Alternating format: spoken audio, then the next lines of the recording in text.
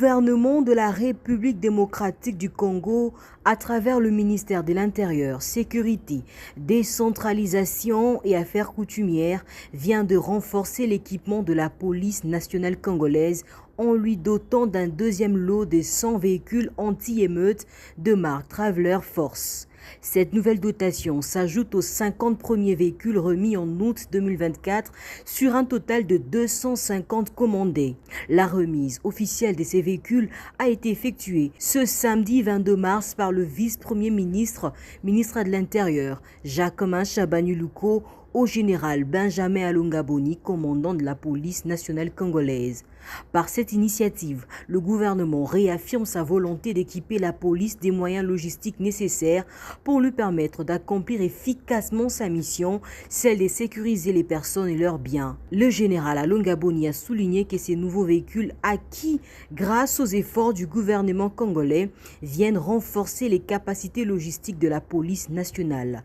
Ils faciliteront notamment les opérations de surveillance, de dissuasion et d'assistance dans le cadre de la mission essentielle de maintien et de rétablissement de l'ordre public. Les impressions sont d'abord les impressions de satisfaction, puisque ça fait de très longtemps, la police n'a jamais été dotée en matériel roulant si nombreux comme nous venons de le constater la seconde fois.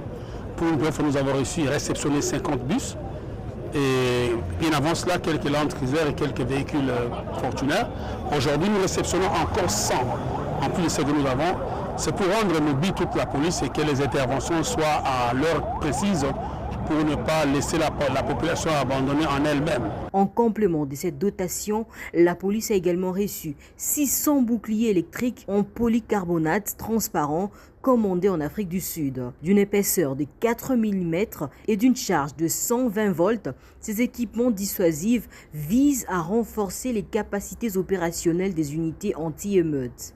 Vous avez un lot de 100 véhicules.